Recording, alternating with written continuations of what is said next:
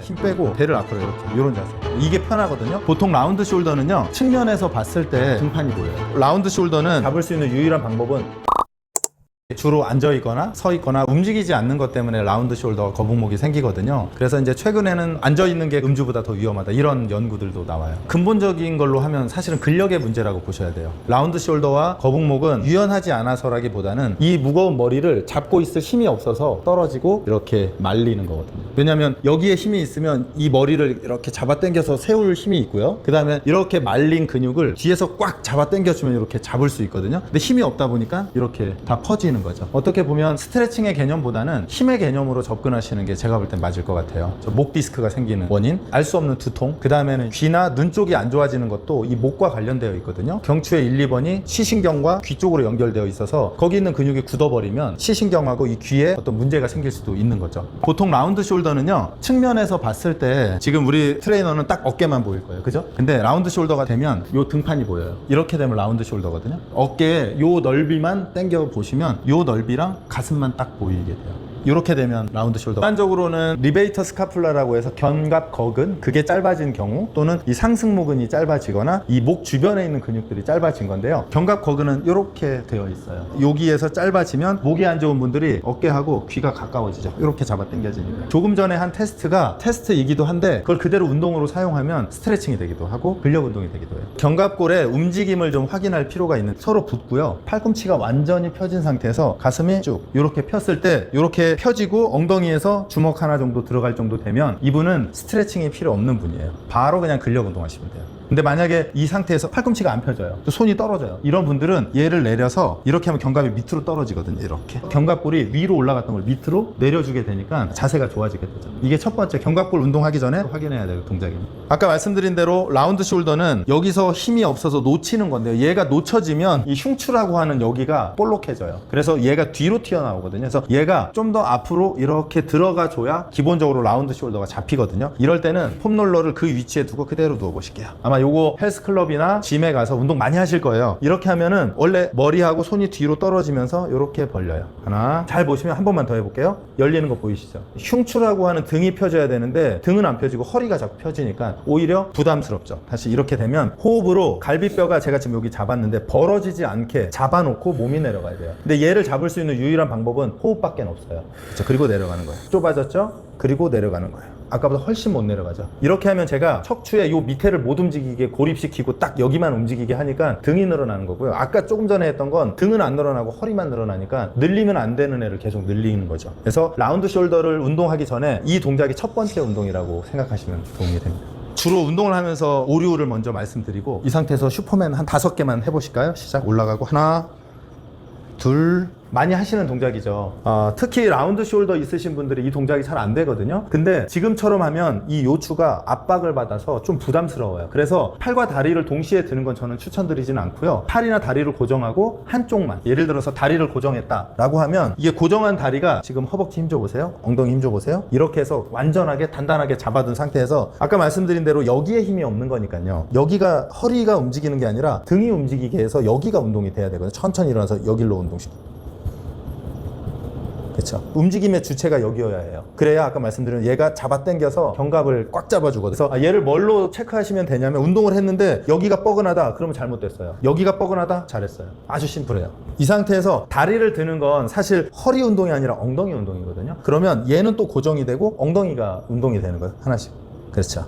내리고 여기. 그렇죠. 그냥 편하게 훅 들어볼까요? 여기. 얘는 엉덩이 운동을 하는 게 아니라 허리를 나빠지게 만드는 거예요. 그래서 요추라고 하는 여기 골반까지가 완전히 고정된 상태에서 얘만 움직여요.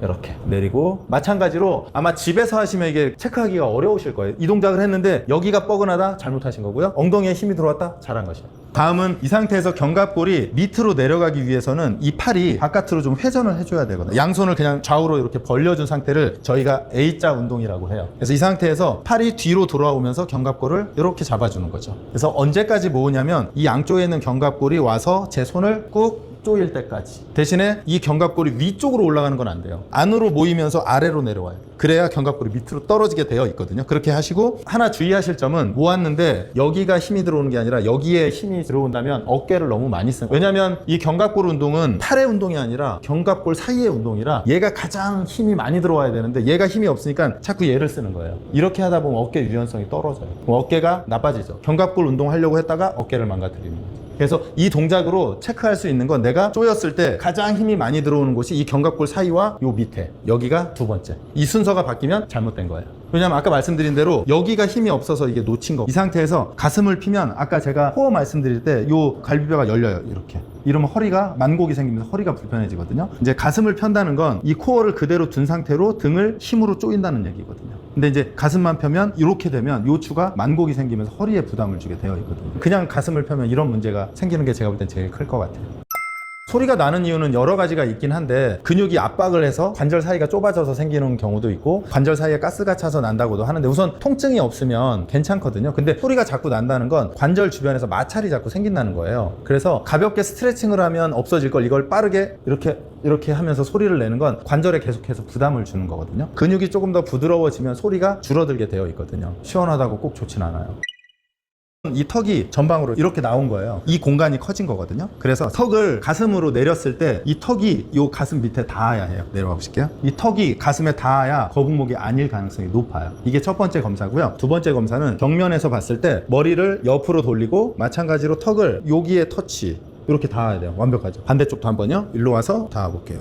그래서 우선 제일 큰 건 정면으로 구부리는 거, 측면으로 돌려서 구부리는 걸 했을 때 우선 통증이 없어야 해요. 통증이 있으면서 닿는 거는 문제가 있는 거고요. 그러니까 완벽하게 클리어한 건 아프지 않은 상태에서 두 포인트가 터치되면 거북목이 아닐 가능성이 높아요. 거북목 운동은 턱으로 가슴 터치한 거 있죠. 이렇게 터치해 볼까요? 네, 이렇게 터치하는 건데요. 이 상태에서 스트레칭을 할 땐 이 턱이 밑으로 내려오면서 이 머리가 축구공이 돌듯이 회전을 해서 턱을 닿아줘야 이 뒤가 늘어나거든요. 인사하는 게 아니고 다시 쓰고 이 상태에서 척추뼈는 그대로 두고 머리를 이렇게 굴려야 돼요. 그냥 하는 게 어렵거든요. 그래서 이제 보통 누워서 하거나 벽에서 하거나 이렇게 해서 머리를 내리면서 이 어깨는 밑을 향해야 여기가 늘어나게 되거든요. 그래서 얘가 따라가면 운동이 안 돼요. 그래서 이런 느낌이 되는 거예요. 그래서 호흡을 하면서 이렇게. 요게 거북목 운동이죠. 저희 거실에서 이렇게 누워서 TV 많이 보시죠? 저도 보거든요. 이렇게 하게 되면 거북목이 좀 더 심해져요. 왜냐면 머리가 앞으로 쏠리니까. 그래서 이렇게 올린 상태에서 아까 저희 스트레칭 한 것처럼 머리를 옆으로 돌리시고 오른쪽 손으로 뺨과 목을 잡고 몸쪽으로 당겨주시는 거예요.